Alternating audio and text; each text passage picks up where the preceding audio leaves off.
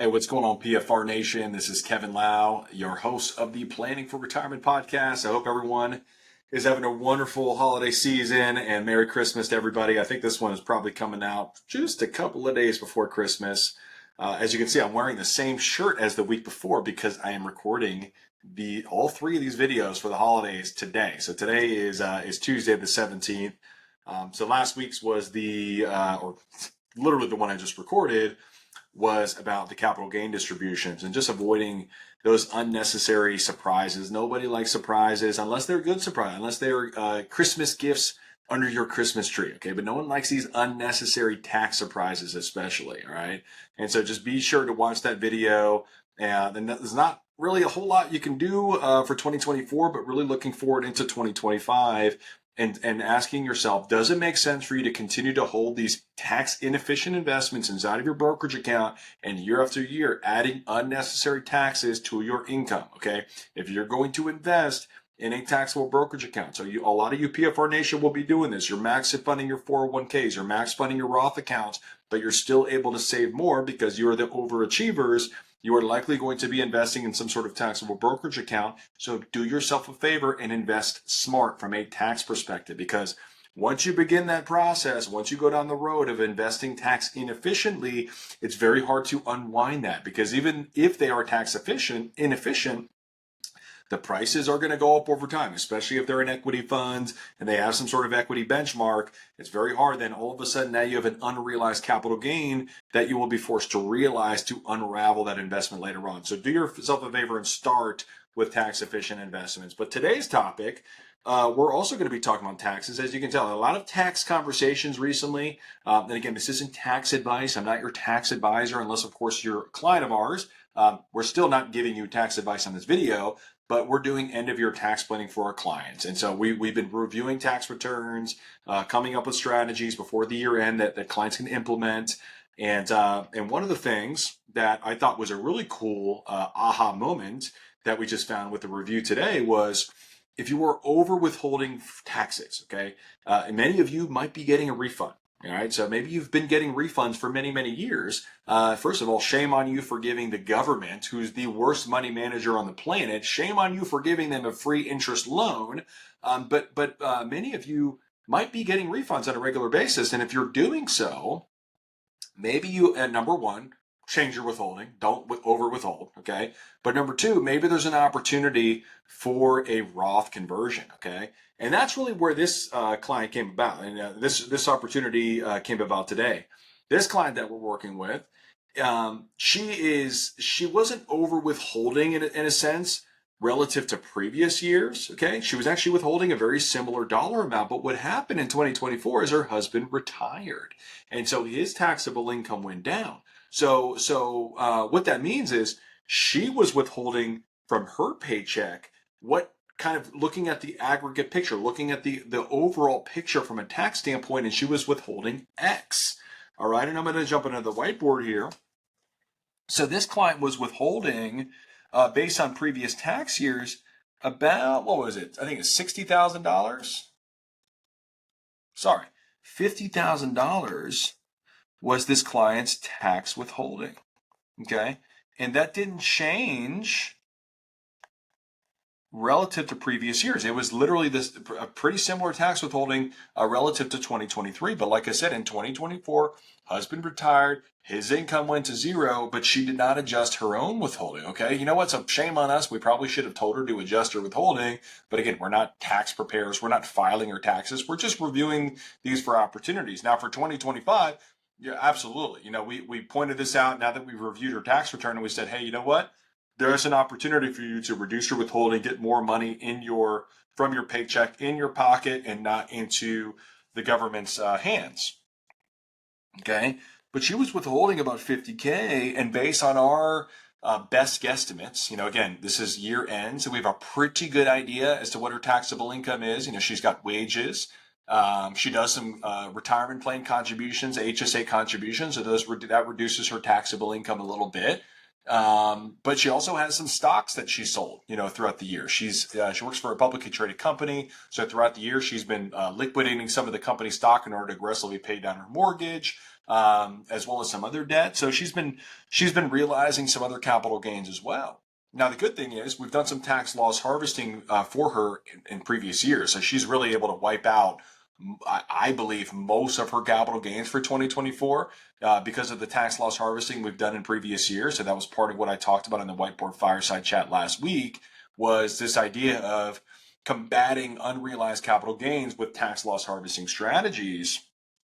But the thing is, we believed her total taxes owed for 2025, our projection was 34 grand.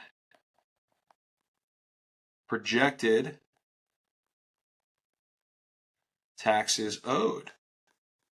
All right. So we looked at this as an opportunity. We said, you know what? All right, whoops, you over withheld a little bit. But, this is the first time she's ever been in this 22% bracket in, not ever, but in years, okay? At least since we've been working with her. She's, historically speaking, she's been in the 24, 32% bracket, depending on bonus comp, et cetera, et cetera. But this was one of those years where we're like, hey, you know what? Maybe this makes sense to switch over to Roth. So we started with Roth contributions at the beginning of this quarter, in light of her husband retiring and her income taxes going down. But, sort of looking at this opportunity where 22%, not a terrible rate relative to where she's been in the past, maybe it makes sense for us also to do a Roth conversion.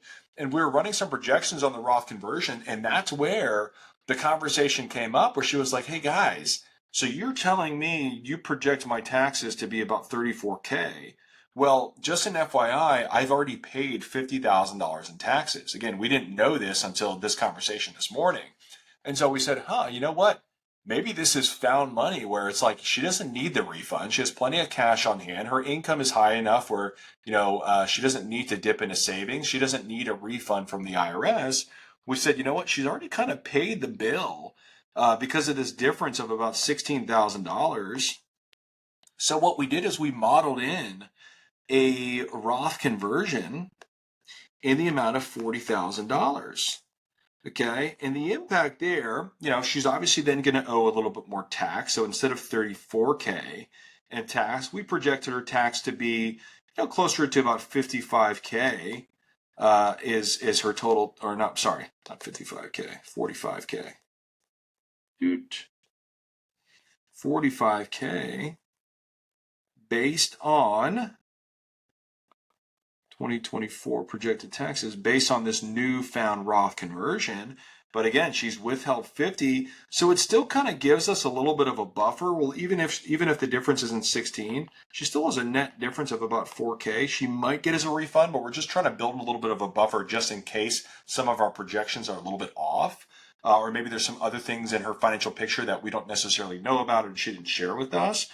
But kind of the point is, we just found a $40,000 Roth conversion for free because she's already paid the taxes to the IRS. And so this happens all the time, I find, with clients that have retired recently. And, or maybe one of the spouses has retired and they're sort of withholding based on their previous year's tax liability. Maybe they're taking IRA distributions, right?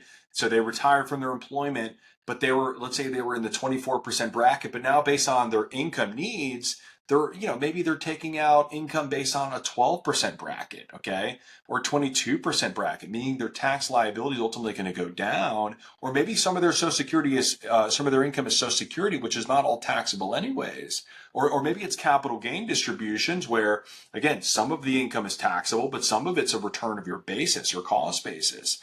And so what I find a lot of times in this beginning years of retirement, clients might be over withholding for tax purposes because of some of those variables that have recently changed. And so rather than getting this huge refund at the end of the year, maybe you think about doing a Roth conversion now in 2024 before the end of the year. We have until December 31st, or you have until December 31st to implement a Roth conversion. Maybe it makes sense to use some of that excess tax you've already paid. You've already given it to the IRS. Let's do the Roth conversion, or do the Roth conversion, get that money in for your tax deferred account, put it into the tax-free account, and now that money can continue to cook and compound tax-free. So anyways, I thought that was a pretty cool story. And again, it was kind of interesting because we went into that meeting sort of feeling like, the Roth conversion could make sense, but we didn't have a ton of room to convert, to stay in that 22% bracket. We were thinking maybe a $15,000 or $20,000 conversion. We ended up finding additional money from those taxes paid. Now we're going to target the conversion of 40K, and net liability. She's probably still going to get a small refund when she goes and files her taxes for 2024. So I thought that was a cool story. I thought I'd share with you. Again, this is not tax advice. We are not your tax advisors. This video is not tax advice. So please consult your own professionals before making any changes. But if you found this to be helpful, make sure to, of course, like the video. Make sure to subscribe to the channel. But more importantly, share this with a friend or colleague that's in a similar boat as you. Okay, PF4 Nation, you're in the 50 to 60 plus range. Most of you have already exceeded 7 figures of investable assets for retirement. You're looking to create work optional in the next, let's say, handful of years, or maybe you're on the brink of that. Maybe you're like, man, I think I can retire now, but I'm not really sure.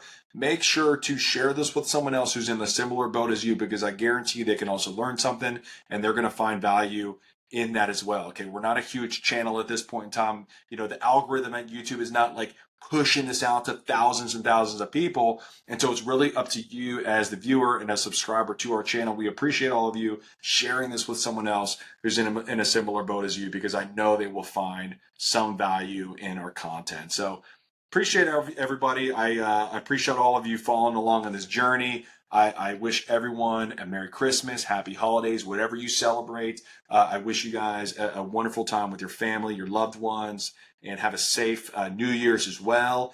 I'll be doing one other fireside chat here in just a minute that I'm also going to record today. That's going to come out that last week of December. So there's going to be one more for the year 2024, and then we're going to enjoy the holidays, or I'm going to enjoy the holidays with my family. We're going to do a little travel to Boone, North Carolina. We're going to do a little snow tubing with my 3 boys for my twins' birthdays. Our twin boys were born the day after Christmas. So we've got the sort of, most people have Boxing Day. It's sort of the letdown after Christmas. For us, it's like, boom, right into the twins' birthday. So instead of doing like a birthday party, they're turning 4. We're just going to take them to Boone, North Carolina. That's going to be our birthday present to them, and do snow tubing. They've technically never seen snow. They were probably about a year old. We made a visit here when we were living in Florida. We made a visit to Chattanooga, Tennessee, to visit my wife's family at the time, and we had a pretty cool snowstorm that we experienced at that point. I think it was, like I said, 2021 or 2022. My oldest was 2-ish, maybe 3 at that point. So he was out there loving it, enjoying the snow. The twins, we just left in the car. We're like, we don't want to deal with that. So we just left them in the van while we played outside in the snow with my oldest. And so they've technically really never seen snow or experienced snow. So it's going to be quite the spectacle watching them, doing the snow tubes in Boone, North Carolina. So if you're there, come say hi to me. I'm going to be rolling around with my 3 boys. We've got 3 boys, the Lau boys. So come say hi if you see us in Boone, North Carolina. I can't remember the place we're going. It's like, I think it's technically, I don't even know. It's not even in Boone. We're staying in Boone. But the snow tubing is Kitty's Nest or Kitty's Hawk or something like that. I don't know. But anyways, it's going to be a fun time. So anyways, I wish you all a wonderful holiday season, and we'll see you here momentarily, and looking forward to a great 2025. Bye now.